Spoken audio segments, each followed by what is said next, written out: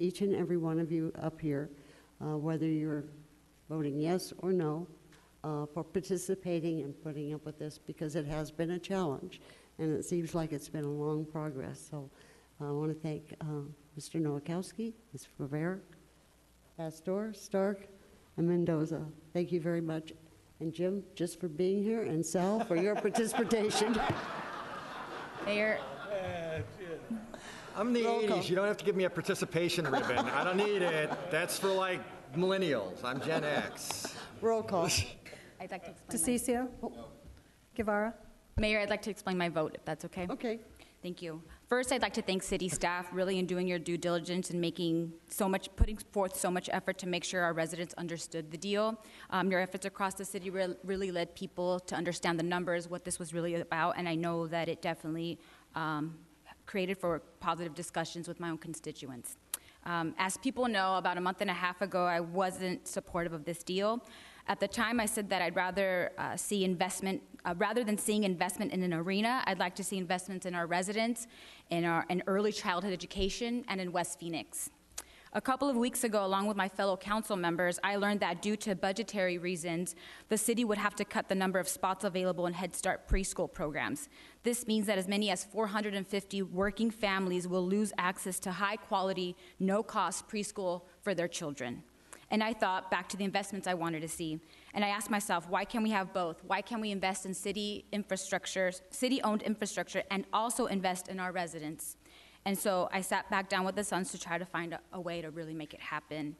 The motion on the table will prevent thousands of working families in Phoenix from having to worry about losing access to preschool for their children. In District 5, this preschool program exists in Washington Elementary School District, Cartwright School District, Alhambra School District, and Pendergast. District 5 has 25% of all Head Start program slots in Phoenix. Only one district benefits from Head Start preschool programs, and more so than ours, and that's District 7, represented by my fellow colleague, Councilman Nowakowski. It will also bring an additional $7.5 million investments into our communities this year, an investment that will be used in our schools, our parks, our programs for children, and more. The deal isn't perfect, but I'm happy to have found a deal that invests in education, our community, and city infrastructure. A few will invariably write some choice words about me for having changed my mind, and that's okay. As public officials, as people, we shouldn't be afraid to change our mind or maybe admit that initially we may have gotten it wrong. My concern will always be in acting in the best interest of my constituents and our city. I know who isn't disappointed today, though. The thousands of families who know they will not lose access to preschool for their children. The thousands of employees and hundreds of local businesses that directly support the arena, and the countless Venetians who will benefit from new community investment in our schools, our parks, and programs for our children. And with that, I am a yes. Thank you. Mendoza? Yes.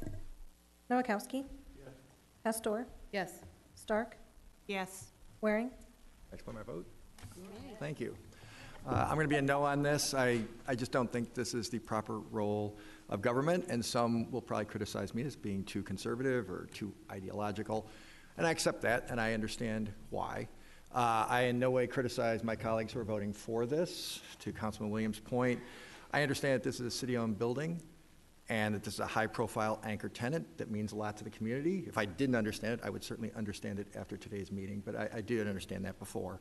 I just simply didn't feel, as an elected official, I was obligated to ratify a decision, which I would have disagreed with had I been here at the time, that was made in 1989 when I was in college in another state. So this was something I felt strongly about. When Mayor Stanton made his announcement at his State of the City speech, I think it was 3 years ago, I immediately told the Sons I would not be able to be there for them on this vote, and they have been nothing but gracious ever since, and I appreciate that more than I can say. To that end, I do have one person to thank, which is strange and awkward since I'm voting no, but I'm going to do it anyway. I want to say thank you to former Councilwoman Maria Beyer, who's here in the audience, who works for the Sons. It was her bad lot in life to deal with me for 3 years, so I'm sure she is going to treat this memory like a bad marriage or something, and she'll be like, oh my gosh, I never want to see that guy again. And we probably never will speak again. But I will say this, if she has any sense anyway, but I do appreciate that the Sons continue to invest in District 2. to my happy surprise and shock, frankly, they invited me to several of their charitable activities. I declined, as she knows, a couple of the invitations because I just thought, it's awkward, and here I am sort of freeloading, or however you want to put it. And I know in my heart of hearts, I would not have been so gracious had the roles been reversed. So I thank you for that, Maria, and I thank you for the way you guys have handled this, even though I may philosophically disagree with the end result. I can see it from the other side. And congratulations, Mayor, on your victory today. Thank you. My vote is yes, and I want to thank everyone who participated, whether it was one of the community meetings, it was negotiations, or it was advice. I truly appreciate it. Thank you. 6-2, passed.